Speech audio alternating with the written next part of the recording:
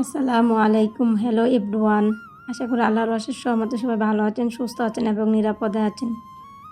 আলহামদুলিল্লাহ, আল্লাহর অশেষ রহমতে আমার পরিবারকে নিয়ে আমিও ভালো আছি। শুরু করছি নতুন দিনের নতুন আরেকটি লাইফস্টাইল ব্লগ ভিডিও। আমার ভিডিওতে আপনাদের সবাইকে আমন্ত্রণ জানাই। কাছে অথবা দূরে যে যেখান থেকে দেখছেন বা শুনছেন, প্লিজ একটা লাইক দিয়ে আমার ভিডিওটা দেখা কন্টিনিউ করবেন। আর এই যে কালকের পোলাও রান্না ছিল, রাত্রেবেলা যিনি রান্না করেছি পোলাও আর মাংস, এর থেকে কিন্তু আমার মেয়ে বলছিল আম্মা আমার একটু পোলাও দিয়ে দাও। তো এই জন্য কিন্তু আমার মেয়েকে একটু পোলাও আর একটু মাংস দিয়ে টিফিনটা রেডি করে দিয়েছি।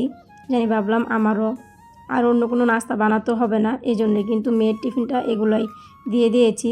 আর সকালবেলা না একটু প্যারার মধ্যে থাকতে হয়, যেমন মেয়ের স্কুল টিফিন রেডি করা, রান্নাবান্না প্লাস রান্নাবান্না এগুলো নিয়ে কিন্তু একটু ঝামেলার মধ্যেই থাকতে হয়। আর এখন এই যে আমার মেয়ে মৌজা পরে নিচ্ছে, আমার মেয়েকে কিন্তু এখন অফ ক্যামেরাতে স্কুলে দিয়ে আসবো। আর পাশে দেখলেন আমি কিন্তু ভাতও বসিয়ে দিয়েছিলাম। আর এই যে এখন এসে কিন্তু আমি পরোটা বানাবো। পরোটার জন্য ডো বানিয়ে নিব। প্রথমে আমি এই জায়গায় লবণ আর তেল দিয়ে সুন্দর করে মেখে নিয়েছি, আর অফ ক্যামেরাতে আমি ডোটা বানিয়ে নিলাম, নিয়ে কিছুক্ষণ রেখে রাখছিলাম। তারপরে এখন আমি বসে গেলাম, এগুলো এখন আমি বানিয়ে নিব।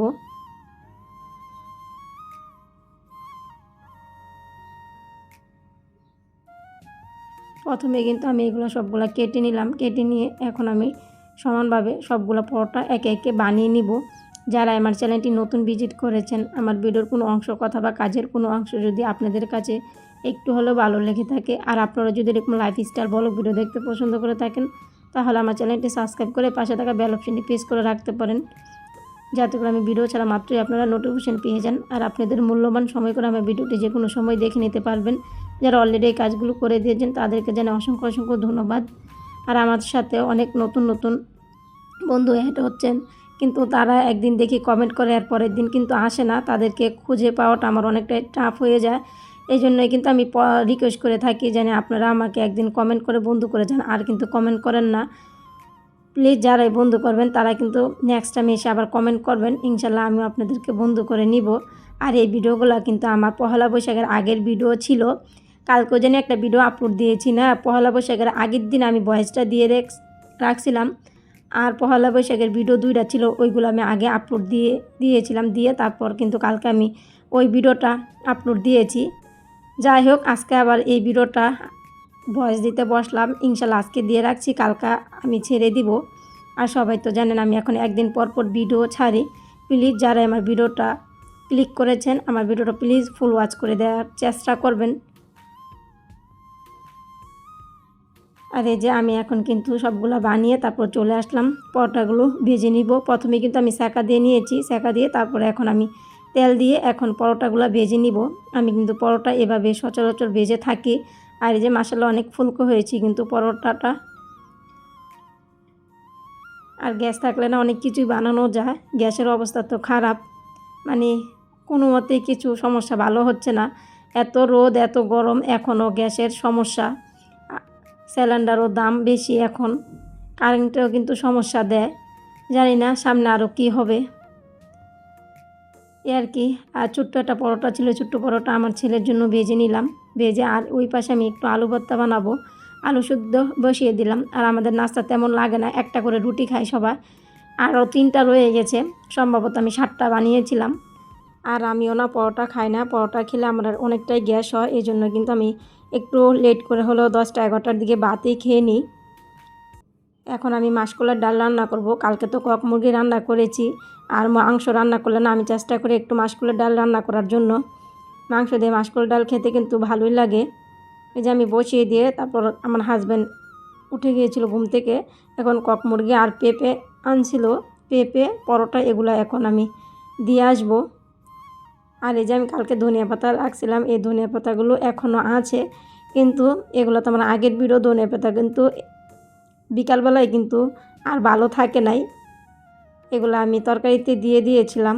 আর এখন আমি একটু তাড়াহুড়োর মধ্যে ছিলাম, আমার হাজব্যান্ডের ভাত টিফিন বক্স রেডি করছি। এই যে ভাত দিয়ে দিলাম অল্প করে 2 টিফিনে দিয়ে দিলাম। আর এই জায়গায় আমার ডাল রান্নাটা একটু নাড়াচাড়া করে দিচ্ছি, মানে এই পাশে হাজব্যান্ডের টিফিন বক্সও রেডি করছি আর এই পাশে রান্না করছি। আর এই যে কক মুরগি আমি দিয়ে দিলাম তরকারিটাও, আর এই জায়গায় অর্ধেক টিফিন বক্স ডাল দিয়ে দিলাম। এগুলোই ছিল আমার হাজব্যান্ডের দুপুরের খাবার। এগুলা দিয়ে আমি একটু করলা ভাজি করব। কয়টা করলা ছিল আর গ্যাসও ছিল ভালোই, তো ভাবলাম একটু করলা রান্না করে নিই। আজকে কিন্তু আমার রান্না বান্না অনেক কিছুই ছিল, যেন পোলাও, ভাত, আলুর ভর্তা, তারপরে করলা ভাজি, মাসকলাইর ডাল, এগুলা। মানে আমি গ্যাস থাকলে না আমি রান্না করার চেষ্টা করি, আর গ্যাস না থাকলে কিন্তু রান্না করতে খুবই বিরক্ত ফিল হয়। আর এই পাশে না আমার ছেলে দেখছিলাম যে আমি চাদর পাল্টাবো বলছিলাম, এজন্য আমার ছেলে কিন্তু আমার আগেই চাদর চেঞ্জ করে নিচ্ছে বিছানার। এজন্য আমার ছেলেকে একটু আবার ভিডিও করে ক্যামেরাবন্দি করে রাখলাম। এই তো দেখলেন মায়ের কাজটা কিন্তু ছেলে অনেকটা এগিয়ে দিচ্ছে।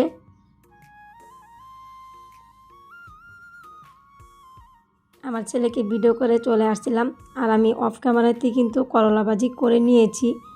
এই যে আমার করলা ভাজি করা কিন্তু শেষ হয়ে গেল। এখন না বক্সে ভরে আমি রেখে দিব। এত কিছু তরকারি রান্না করেছি, যদি খাওয়া না হয় আমি দুপুরের পরে কিন্তু ফ্রিজে রেখে দিব। এই জন্যই ভাবলাম বক্সে রেখে দিই। আর অফ ক্যামেরাতে আমি আলুর ভর্তাও বানিয়ে নিয়েছিলাম, এই জন্য বলেছিলাম যে আজকে কিন্তু আমি প্রায় অনেক কিছুই রান্না করেছি। এই যে রান্না করে এখন আমি চুলাটা ক্লিন করে নিব। প্রথমে কিন্তু আমি লিকুইড দিয়ে দিয়েছি, লিকুইড দিয়ে এখন ভালোভাবে সুন্দর করে মেজে নিব। আর রান্না শেষ করার পরে কিন্তু প্রত্যেক বেলায় কিন্তু আমি এই কাজটা করে থাকি। মাঝে মধ্যে আপনাদের সাথে শেয়ার করি, মাঝে মধ্যে কিন্তু শেয়ার করা হয় না। আর রান্নার ফাঁকে ফাঁকে কিন্তু আমি অনেকবারই চুলা মুছে থাকি, এই জন্য কিন্তু অনেকবার হাতে সেঁকাও খেয়ে থাকি আমি। তারপর আমার ভালো লাগে, মানে চুলাটার সাথে সাথে পরিষ্কার দেখা যায়। আর এই পাশে আমি চুলা পরিষ্কার করে ধোয়া ফেলা ছিল, এই ধোয়া ফেলাগুলো কিন্তু আমি সাথে সাথে ধুয়ে নিব। অনেক কিছুই ধুয়ে নিয়েছিলাম, আবার অনেক কিছু রয়ে গেছে, তো ভাবলাম এইগুলোই আপনাদের সাথে অল্প কয়টা শেয়ার করি।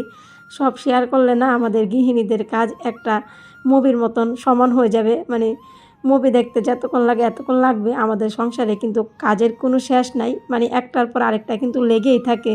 তো এত কিছু ভিডিও করতে গেলে কিন্তু ভিডিও অনেকটা বড় হয়ে যাবে। এই জন্য যতটুক মানে রাখা যায় ভিডিওর মধ্যে, এতটুকু একটু রেখে আপনাদের সাথে শেয়ার করি। আর ওই পাশে একটু ময়লা পানি ভরে টোরে আছিল, ওইগুলো কিন্তু আমি তাওয়াল দিয়ে মুছে নিয়েছি। আর আমার হাজব্যান্ড কালকে বিকালে কিন্তু 2টা পেঁপে এনেছিল, একটা পেঁপে কেটে নিয়েছিলাম সকালবেলা, তো দেখলেন এই যে আরেকটা পেঁপে রয়ে গেছে। আর এখন আমি এই জায়গাটা ধোয়া ফলা ধুয়ে মুছে নিব, নিয়ে এখন আমি বেসিনটাও সুন্দরভাবে মেজে ঘষে সুন্দর করে ধুয়ে নিব।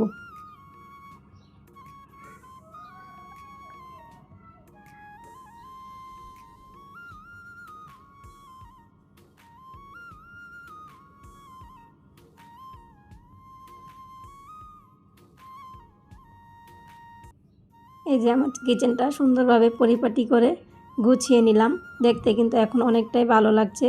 রান্নাবান্না করার পরে কিন্তু কিচেনটা সাথে সাথে পরিষ্কার করে নিলে এতে নিজের কাছেও ভালো লাগে, দেখতেও সুন্দর লাগে।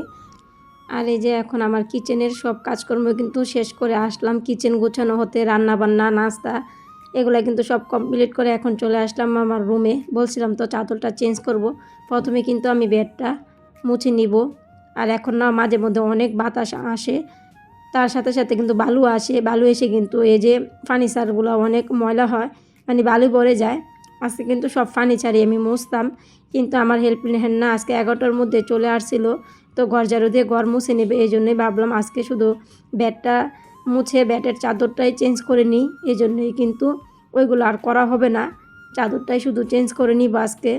এরই মধ্যে কিন্তু চলে আসছে আমার ওই রুমগুলো ঝাড়ু দিচ্ছিল, আর এই পাশে আমি একটু তাড়াহুড়া করে এই কাজগুলো করে নিচ্ছিলাম।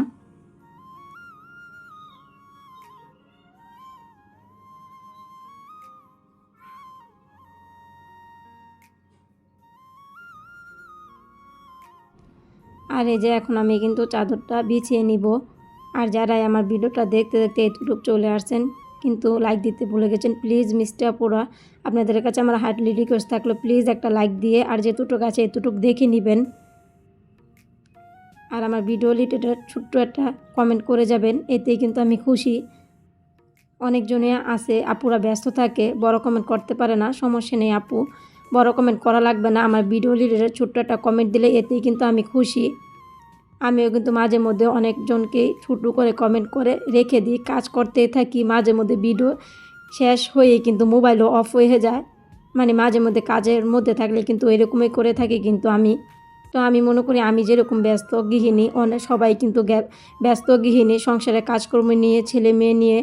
আর আমার মতন যদি ছোটো ছোটো ছেলে মেয়ে থাকে তাহলে তো কোনো কথা নেই, তাহলে তো ব্যস্ত মা, ব্যস্ত রুটিন সবসময় লেগেই থাকে। এই যে আমি বিছানার চাদরটা বিছিয়ে ঝেড়ে নিয়েছি ঝাড়ু দিয়ে, এখন আমি বালিশগুলো রেখে দিলাম। রেখে এই যে আমি কভার লাগিয়ে নিব, কুলবালিশে কভারটাও লাগিয়ে নিব। অনেকটা একটু লাগিয়েছিলাম, তাড়াহুড়া করছিলাম, জানি আমার হেল্পিং হ্যান্ড চলে আসছে, হয়তো আবার শুরু করবে, জানি তাড়াতাড়ি করেন ভাবি, এই জন্যই কিন্তু আমি একটু তাড়াতাড়ি করছিলাম।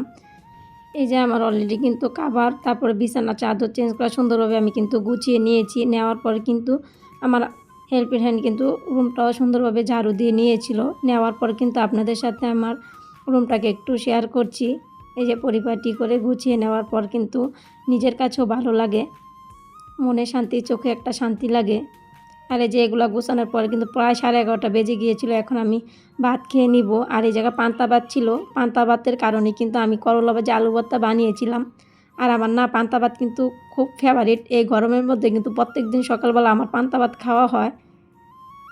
ভিডিওর একদম শেষ পর্যায়ে চলে আসলাম। আমার কথায় বা কাজে অনেক জায়গায় ভুল ত্রুটি হতে পারে, প্লিজ একটু ক্ষমা সুন্দর দৃষ্টিতে দেখবেন। পরবর্তী ভিডিও দেখার আমন্ত্রণ জানিয়ে শেষ করছি আজকের মতন ভিডিওটা এখানেই। আল্লাহ হাফেজ, আসসালামু আলাইকুম।